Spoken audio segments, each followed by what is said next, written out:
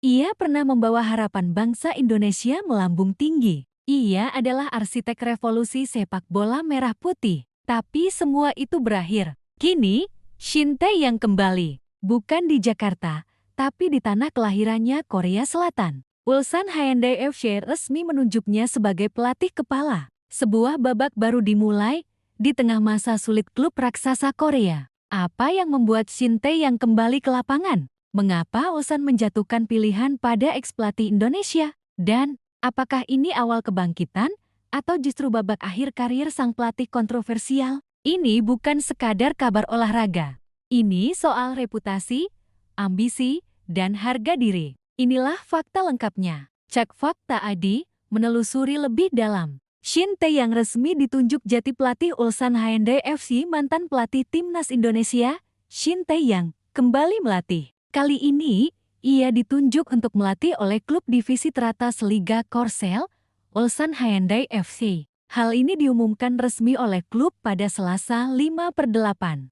Sejak dulu, Ulsan telah dianggap sebagai tim yang kuat di K-League. Jika kita berhasil melewati masa-masa sulit, saya yakin hari-hari baik akan datang.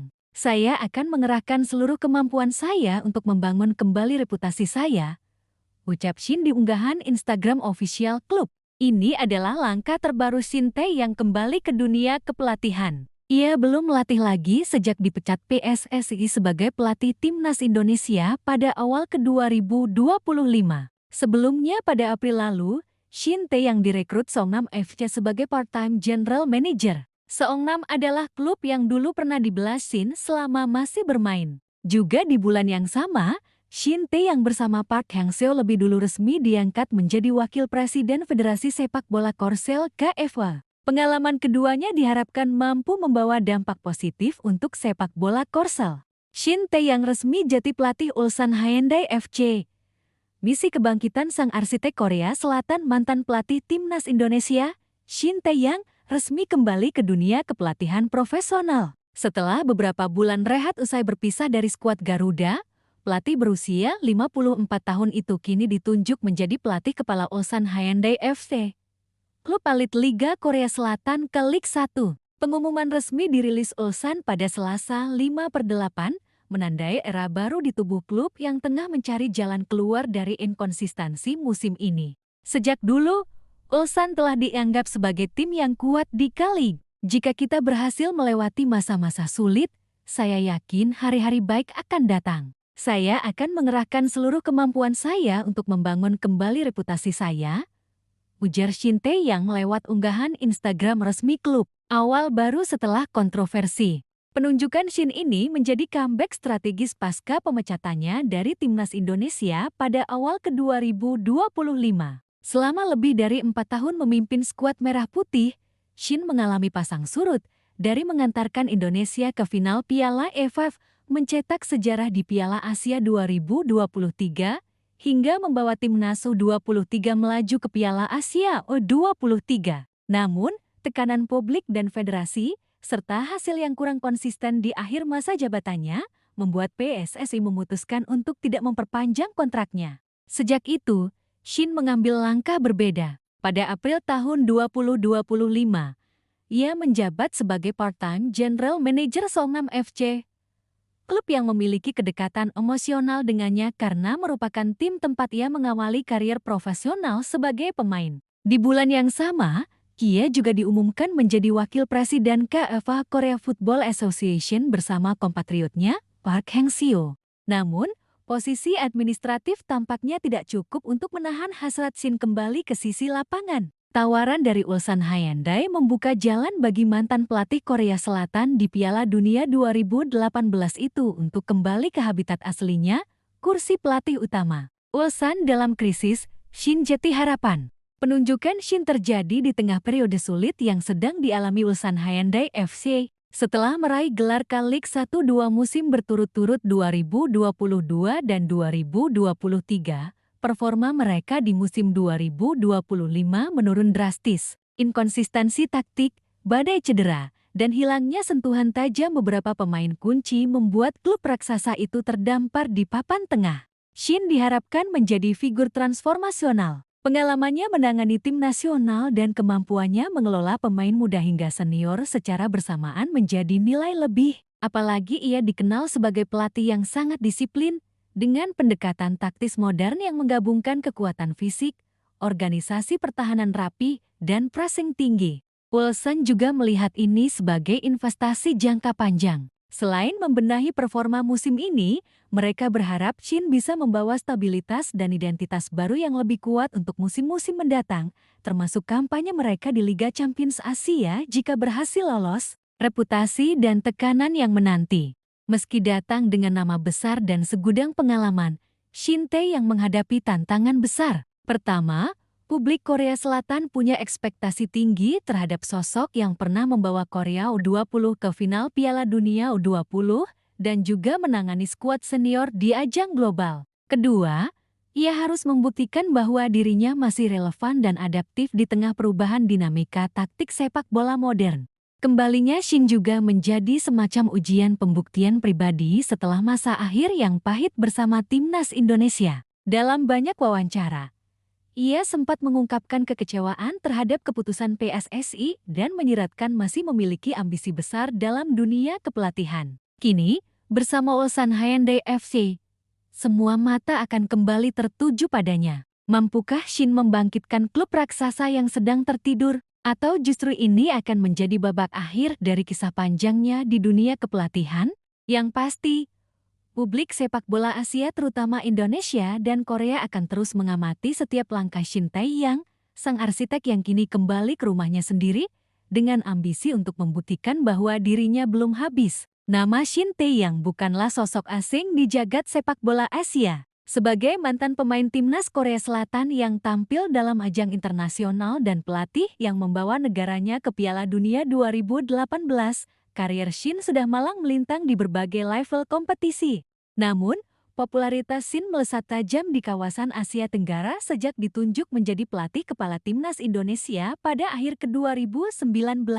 Dalam situasi saat itu usai kegagalan di SEA Games 2019 dan carut-marut performa timnas senior Shin datang membawa aura pembaruan. Ia dikenal sebagai pelatih bertangan besi, berdisiplin tinggi, namun juga punya pendekatan taktik modern. Ia membenahi sistem pelatihan, membawa nutrisionis, memperkenalkan sistem periodisasi latihan, dan mempopulerkan istilah standar internasional dalam program sepak bola nasional.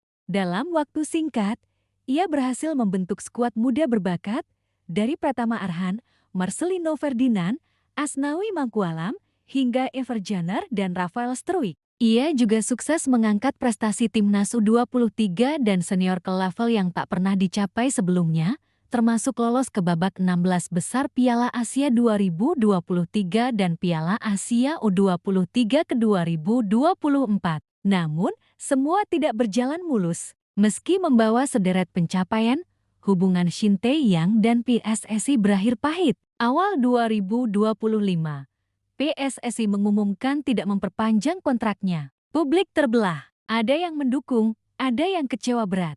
Performa timnas yang sempat stagnan, kegagalan menembus final SEA Games 2023, serta isu komunikasi internal dengan federasi menjadi sejumlah alasan pemutusan kerjasama tersebut. Shin, dalam beberapa wawancara, menyebut dirinya merasa dikhianati. Ia merasa belum tuntas membangun sistem jangka panjang yang ia rancang sejak awal. Setelah perpisahan emosional dengan Indonesia, Shin Tae yang sempat vakum dari dunia kepelatihan. Tapi tidak lama. Pada April tahun 2025, Shin kembali ke dunia sepak bola meski bukan sebagai pelatih. Ia ditunjuk sebagai general manager paruh waktu Seongnam FC, klub lamanya. Di bulan yang sama, ia juga diumumkan sebagai wakil presiden Federasi Sepak Bola Korea Selatan KFA bersama Park Hang-seo. Namun diam-diam, hasratnya untuk kembali ke pinggir lapangan tak pernah padam. Ketika Ulsan Hyundai FC memecat pelatih lamanya setelah performa anjlok di K-League musim 2025,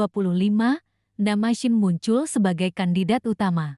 Bukan hanya karena reputasinya, tetapi juga karena Shin dikenal sebagai pelatih yang mampu membangkitkan tim dalam krisis. Akhirnya, 5 Agustus tahun 2025, Ulsan resmi menunjuk Shin Tae-yang sebagai pelatih kepala, menandai comeback penting dalam karirnya. Ulsan Hyundai bukan tim sembarangan. Mereka juara K-League 1 musim 2022 dan ke-2023. Tapi tahun ini, mereka terpuruk. Cedera pemain kunci, rotasi tidak konsisten, performa lini belakang yang buruk, serta tekanan publik membuat mereka kesulitan menembus posisi 4 besar.